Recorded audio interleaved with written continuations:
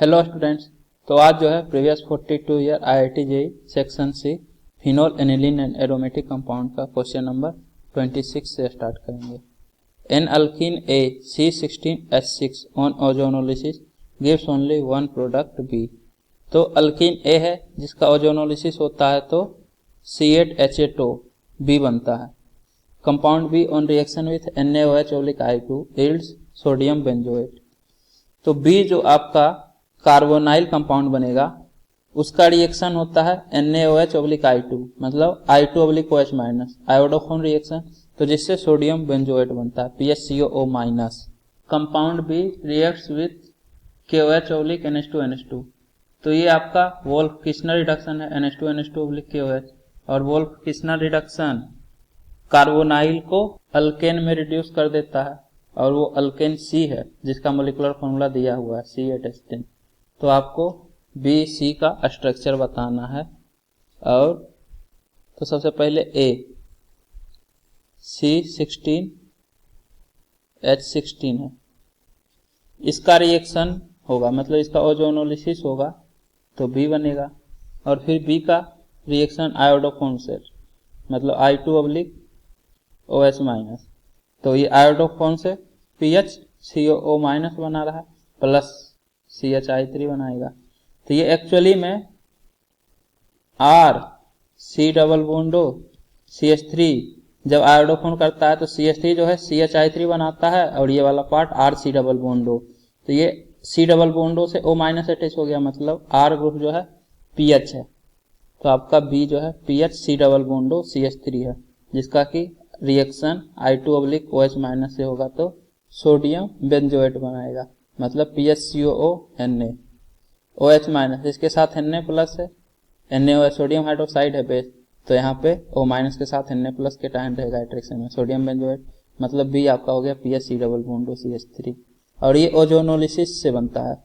तो जब अल्कीन का ओजोनोलिसिस यहाँ से एक R' फिर कार्बन फिर R ट्रिपल डैश मतलब इस तरह से डबल डैश और ट्रिपल डैश, तो जब ओजोनोलिसिस होगा तो डबल बॉन्ड तोड़ो ओ जोड़ो, तो R C डबल बॉन्डो R' प्लस यहाँ भी डबल बॉन्ड ऑक्सीजन यहाँ भी double bond oxygen C double बॉन्डो R ट्रिपल डैश और R' डबल डैश। अब बोल रहा है एक ही प्रोडक्ट बन रहा है मतलब कि ये दोनों कार्बोनिल आइडेंटिकल है तो R और R ट्रिपल डैश सेम होगा या कोई भी ये दोनों ग्रुप ये दोनों के इक्वल होगा मतलब ये भी R और R' है। अब ये आपको पता है R जो है PH होगा तो R' होगा, अगर R' होगा तो R PH होगा, तो आपका PH C डबल बॉन्डो CH3 बनता है। सिमिलरली यहाँ पे भी PH C डबल बॉन्डो CH3। तो ओजोनोलिसिस में डबल बॉन्ड तोड़ के ऑक्सीजन जुटा है तो ऑक्सीजन को जोड़ के डबल बॉन्ड लगा दीजिए तो आपका अल्कीन हो जाएगा। Carbon double bond carbon PH CH3 PH CH3। अब ये जो A है आइसोमर शो करता है तो इसका सिस प्लस ट्रांस दोनों स्ट्रक्चर पॉसिबल है। तो एक और पॉसिबिलिटी है कि कार्बन डबल बॉन्ड कार्बन, इस केस में दोनों PH जो है डबल बॉन्ड के अपोजिट तरफ हो, यहाँ से CH3 एक और मिथाइल ग्रुप, तो ये दो पॉसिबिलिटी है एक का सिस प्लस ट्रांस। दोनों का ओजोनोलिसिस जब होगा तो डबल बॉन्ड तोड़ो ओ जोड़ो PHC डबल बॉन्डो CH3, सिमिलरली PHC डबल बॉन्डो CH3 बी बनाएगा। तो cis plus trans structure A का होगा, फिर PHC डबल बॉन्डो CH3 एसीटोफिनोन बी होगा और ये PHCOO- Na plus sodium benzoate plus iodoform बनाएगा। तो ए बी सी पता चल गया। उसके बाद based on this information two isomeric structure can be proposed for alkene A. तो हाँ दो आइसोमर है अल्कीन ए का सिस प्लस ट्रांस। अब बताना है right there structure and identify the isomer which on catalytic hydrogenation gives racemic mixture. तो ये जो अल्कीन है इसमें से आपको वो आइसोमर या स्ट्रक्चर आइडेंटिफाई करना है जिसका कि हाइड्रोजनेशन कराएंगे तो रेसमिक मिक्सचर बनेगा। तो आपको पता होगा कि हाइड्रोजनेशन जो है सिन एडिशन होता है H2/PD, तो डबल बॉन्ड के लोग हाइड्रोजन ऐड होगा और ये सिन एडिशन होता है।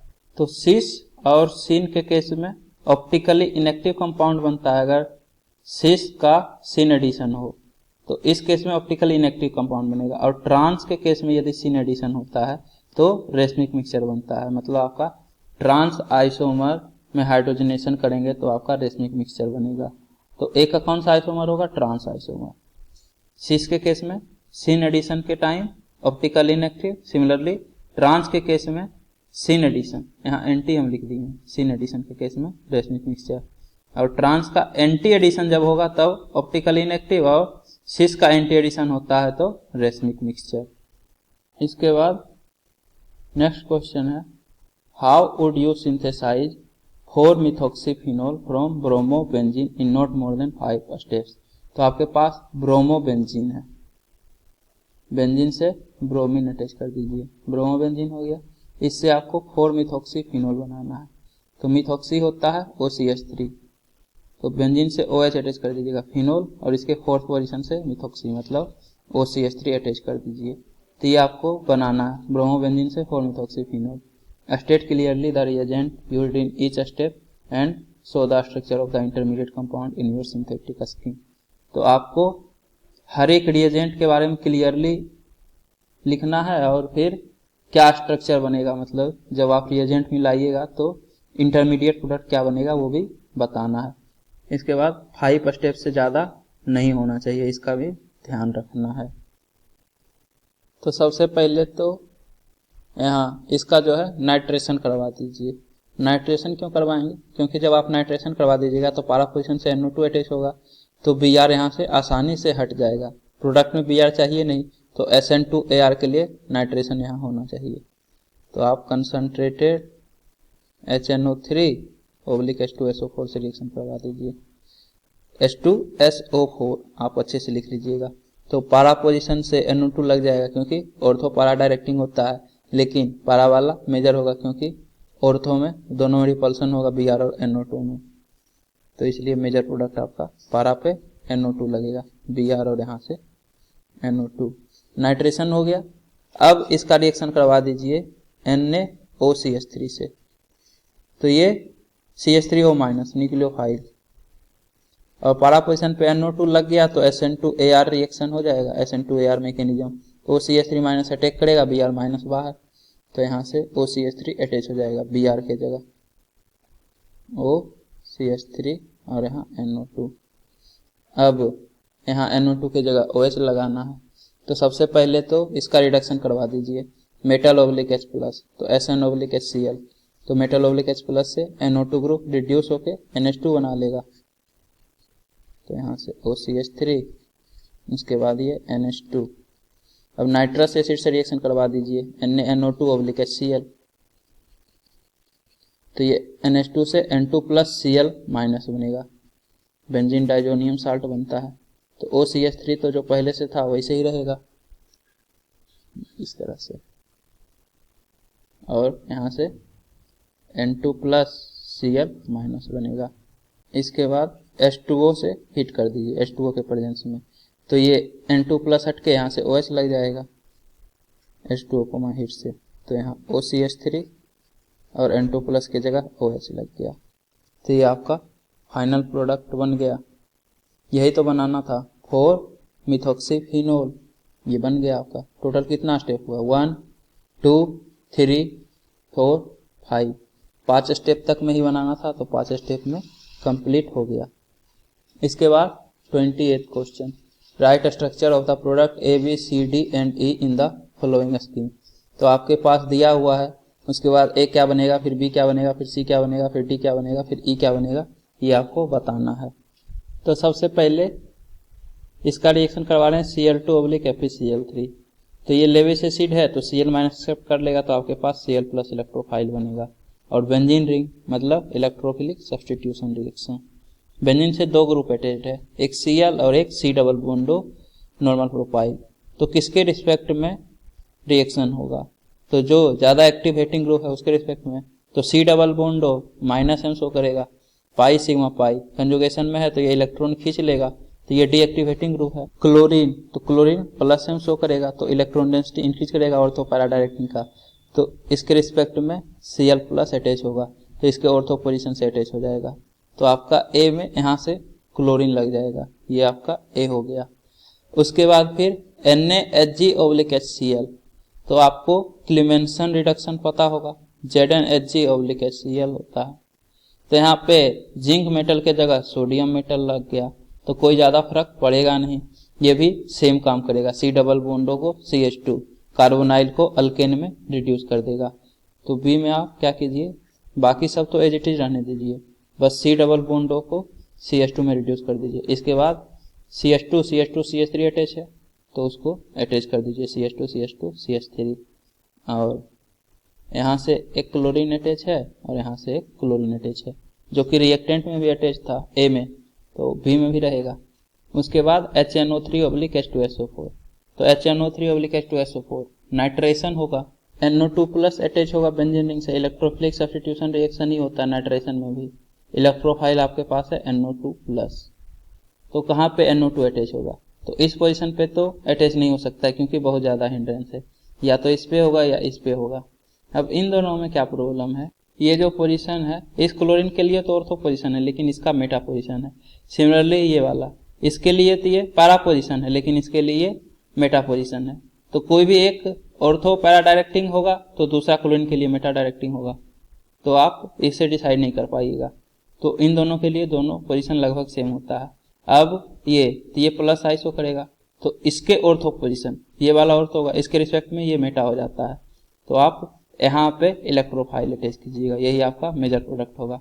इसके पैरा पोजीशन पे और ये प्लस आई से स्टेबलाइज करेगा, इलेक्ट्रॉन डेंसिटी बढ़ाएगा यहाँ पे, तो NO2 ग्रुप यहीं पे अटैच होगा, तो ये आपका C हो गया। बी में NO2 नहीं था, C में NO2 अटैच हो गया। उसके बाद CH2 double bond CH CH2O minus और Na प्लस, तो O माइनस न्यूक्लियोफाइल है, तो SN2AR मैकेनिज्म होगा क्योंकि एराइल हैलाइड है, तो एराइल हैलाइड है तो SN2AR, और SN2AR के लिए ऑर्थो या पैरा पोजीशन पे NO2 का होना जरूरी है।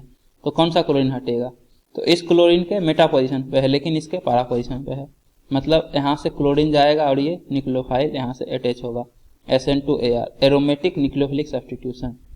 तो आपका प्रोडक्ट बनेगा, बाकी सबको एज इट इज रहने दीजिए, क्लोरीन के जगह O CH2 CH double bond CH2 बना दीजिए इस तरह से बेंजीन, यहाँ से NO2 जो था, उसके बाद CH2 CH2 CH2 CH3, ये भी जो था पहले से, ये वाला क्लोरीन पैरा पोजीशन पे NO2 के जो है, इसके जगह O CH2 CH double bond CH2 attach होगा, और यहाँ पे एक क्लोरीन था तो यहाँ पे एक क्लोरीन रहेगा, तो ये आपका D हो गया।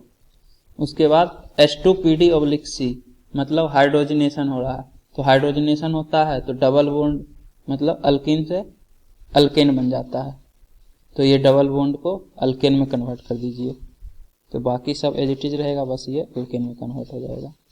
यहाँ से CH2 CH2 CH2 CH3, एक NO2 ग्रुप, एक Cl ग्रुप, O CH2, ये डबल बॉन्ड एक एक हाइड्रोजन ऐड होगा तो CH2 और CH3 बना लेगा। ये आपका E है। ABCDE पता करना था, सारा कुछ बता चुके हैं, सभी का स्ट्रक्चर। इसके बाद question number 29, a biologically active compound bombykol, तो आपके पास ऑप्टिकली एक्टिव कंपाउंड बॉम्बिकोल है, इसका मोलिकुलर फॉर्मूला दिया हुआ है C16H30O, is obtain from natural source, ये नेचुरल सोर्स से ऑब्टेन होता है। The structure of the compound is determined by the following reaction, bombykol का स्ट्रक्चर डिटरमाइन करने के लिए कुछ रिएक्शन दिया हुआ है जिसके हिंट से आप स्ट्रक्चर फाइंड आउट कर सकते हैं। फर्स्ट हिंट है on hydrogenation bombykol gives compound A, जिसका मोलिकुलर फॉर्मूला दिया हुआ है A का, which reacts with acetic anhydride to give an ester, तो आपके पास बॉम्बिकोल है C16H30O, इसका जब हाइड्रोजनेशन करवाते हैं मतलब H2 निकल से रिएक्शन करवाते हैं तो C16H34O बनता है, तो इसका आप DU निकालिए, तो DU कितना होगा, DU होगा 16 + 1 - 30/2, तो ये होगा 17 - 15, DU 2 आ रहा है, मतलब 2 डबल बॉन्ड हो सकता है या एक साइक्लिक मतलब एक रिंग और एक डबल बॉन्ड या फिर एक ट्रिपल बॉन्ड हो सकता है। लेकिन जब हाइड्रोजनेशन होता है तो C16H34O बन रहा है, जिसका कि DU होता है 16 + 1 - 34/2। DU 0 हो रहा है, मतलब साइक्लिक रिंग पॉसिबल नहीं होगा, क्योंकि अगर साइक्लिक रहता तो DU 1 तो होना चाहिए था। ये जो हाइड्रोजनेशन प्रोडक्ट बना है, मतलब कि 2 डबल बॉन्ड या एक ट्रिपल बॉन्ड होगा A में। इसके बाद ये एसिटिक एनहाइड्राइड से रिएक्शन करता है तो ईस्टर बनाता है। ए जो आपका है इसका रिएक्शन एसिटिक एनहाइड्राइड CH3CO2O, मतलब CH3 C double bond O CO CH3 से रिएक्शन होगा तो ये ईस्टर बनाता है, ईस्टर। इसके बाद सेकेंड हिंट है bombykol also react with acetic anhydride to give another ester. ये जो बोम्बिकोल है इसका भी रिएक्शन एसिटिक एनहाइड्राइड से होता है CH3CO2O, तो ये भी ईस्टर बनाता है, अनदर ईस्टर, मतलब दोनों आइडेंटिकल नहीं है। उसके बाद जो ये ईस्टर बना है इसका ऑक्सीडेटिव ओजोनोलिसिस करवाते हैं O3/H2O2 से, तो ये ब्यूटानोइक एसिड, ऑक्जेलिक एसिड और 10 एसीटोऑक्सी डेकानोइक एसिड बनाता है। ब्यूटानोइक एसिड मतलब 4 कार्बन एटम 1 2 3 4 COOH, ये आपका ब्यूटानोइक एसिड है। बाकी आप हाइड्रोजन फिलअप कर लीजिएगा। ऑक्जेलिक एसिड होता है आपका COOH और COOH। उसके बाद 10 एसीटोक्सी डेकानोइक एसिड, तो डेकानोइक एसिड मतलब 10 कार्बन एटम 1 CH2 फोलेट और COOH, तो ये आपका 10 कार्बन एटम है और 10th से एसीटोक्सी मतलब OAC अटैच्ड है, बाकी 2 हाइड्रोजन होगा। यहाँ पे CH2 होल 8 बोले थे, यहाँ 2 लिख दिए गलती से, तभी तो 10 कार्बन एटम का डेकानोइक एसिड होगा और 10 से एसीटोक्सी OAC अटैच्ड है, तो नाम होगा 10 एसीटोक्सी डेकानोइक एसिड। अब ये अल्कीन के ओजोनोलिसिस से बनेगा, जब RC डबल बॉन्ड CR और इसका जब ओजोनोलिसिस होता है तो ऑक्सीडेटिव ओजोनोलिसिस है, मतलब पहले तो ये CHO बनाएगा, फिर फर्दर अगर इस डबल बॉन्ड वाले कार्बन से यदि हाइड्रोजन अटैच्ड है तो वो OH में कन्वर्ट हो जाता है, मतलब कि CHO से COOH, तो COOH के जगह डबल बॉन्ड होगा, तो यहाँ से COOH और ये COOH में से डबल बॉन्ड, तो इस कार्बन और इस कार्बन के बीच में डबल बॉन्ड। सिमिलरली यहाँ CO है और एक और COH है, तो यहाँ से इन दोनों कार्बन के बीच में डबल बॉन्ड, तो आपके पास 4 कार्बन एटम है CH3 CH2 CH2, next carbon double bond carbon और इससे एक हाइड्रोजन अटैच्ड रहेगा, और नेक्स्ट सिंगल बॉन्ड कार्बन और ये कार्बन के बीच में डबल बॉन्ड, तो CH double bond carbon CH। अब यहाँ से CH2 होलेट, ये जो CH है इससे CH2 होलेट CH2O AC रहेगा, तो ये आपका बोम्बिकोल ईस्टर है, क्योंकि बोम्बिकोल का रिएक्शन जब OAC से हुआ तो ईस्टर बना, उसका फर्दर ओजोनोलिसिस हुआ तो ये ओजोनोलिसिस का रिवर्स, तो ईस्टर बन गया। अब OAC ये आपका CH3 C double bond OAC है, OAC आपका यही होता है ना CH3 C double bond O, यही आपका ईस्टर वाला पार्ट है, और ये बना है एसिटिक एनहाइड्राइड का रिएक्शन बोम्बिकोल से हुआ है CH3 C double bond O C double bond O CH3, ये आपका एसिटिक एनहाइड्राइड है। अब ROH ऑक्सीजन के पास लोन पे रहता है, अटैक करता है, लिविंग ग्रुप है, तो यहाँ ऑक्सीजन से C double bond O CH3 attach हो जाता है, तो ऑक्सीजन पे पॉजिटिव चार्ज आएगा जिसके लिए H+ रिलीज कर देता है, तो OCO CH3 मतलब OAC ग्रुप अटैच हो जाता है। तो आपका बोम्बिकोल स्ट्रक्चर ये R ग्रुप और इससे OH अटैच कर दीजिए OAC के जगह, तो बोम्बिकोल हो जाएगा। बोम्बिकोल होगा आपका CH3 CH2 CH2 C double bond CH, next carbon से फिर डबल बॉन्ड, तो CH डबल बॉन्ड CH, उसके बाद CH2 folate CH2 folate CH2 और यहाँ से OAC के जगह OH रहेगा, तो ये आपका बोम्बिकोल हो गया। अब A हाइड्रोजनेशन प्रोडक्ट, तो डबल बॉन्ड के जगह सिंगल बॉन्ड आएगा अल्केन, तो CH3 CH2 CH2, ये भी CH2, उसके बाद फिर यहाँ CH है, CH डबल बॉन्ड, फिर ये भी CH2, फिर CH2 CH2 CH2 whole CH2, तो कितना CH2 हो गया 1 2 3 4 5 6 प्लस 8, 8 प्लस 6 14, तो CH3 CH2 होल 14, उसके बाद फिर ये CH2 काउंट नहीं किए तो यहाँ से CH2OH, ये आपका A होगा हाइड्रोजनेशन के बाद जो प्रोडक्ट बना, और ये बॉम्बिकोल MB/KOL बॉम्बिकोल। अब क्वेश्चन में पूछ रहा है determine the number of double bond in bombykol, write the structure of compound A and bombykol, how many geometrical isomer are possible for bombykol. तो आपको टोटल डबल बॉन्ड बताना है बॉम्बिकोल में कितना होगा, ए का स्ट्रक्चर बताना है, बॉम्बिकोल का स्ट्रक्चर बताना है, और बॉम्बिकोल में कितना GI पॉसिबल होगा ये बताना है।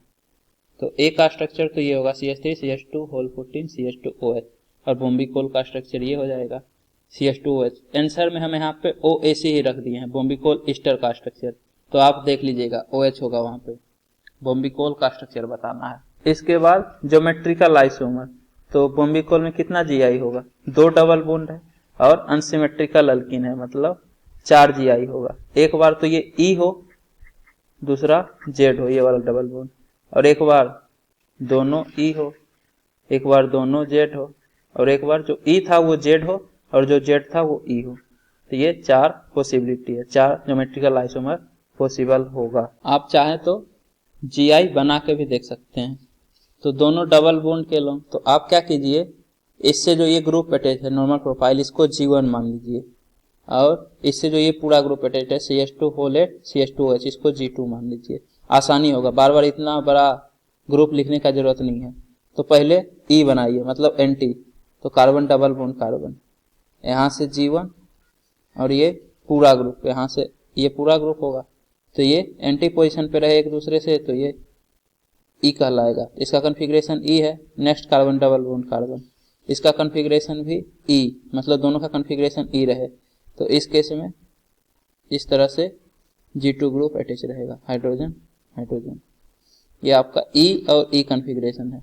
अब इसका कॉन्फ़िगरेशन ZZ कर दीजिए, तो कार्बन डबल बॉन्ड कार्बन, यहाँ से हाइड्रोजन हाइड्रोजन G1, और ये पूरा group carbon double bond carbon, फिर से हाइड्रोजन हाइड्रोजन, और यहाँ से G2। तो ये आपका Z स्ट्रक्चर है, दोनों का कॉन्फ़िगरेशन Z है। देखिए दोनों बड़ा ग्रुप सेम साइड है, ये पूरा ग्रुप इस केस में कंसीडर होगा, और इस डबल बॉन्ड के लो ये पूरा ग्रुप कंसीडर होगा, और ये G2, दोनों बड़ा ग्रुप सेम साइड, तो दोनों Z कॉन्फ़िगरेशन। अब एक का कॉन्फ़िगरेशन E रहने दीजिए, दूसरे का Z कर दीजिए, कार्बन डबल बॉन्ड कार्बन, इस वाले डबल बॉन्ड का कॉन्फ़िगरेशन E ही रहने देते हैं और इसका चेंज कर देते हैं, तो इधर G2 आ जाएगा, हाइड्रोजन हाइड्रोजन, तो E और Z।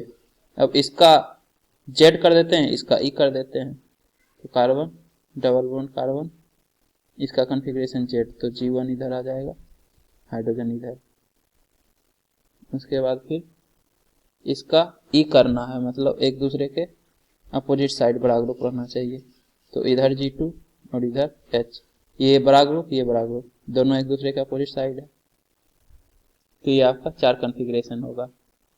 E E, इसमें Z और Z, ये भी Z है।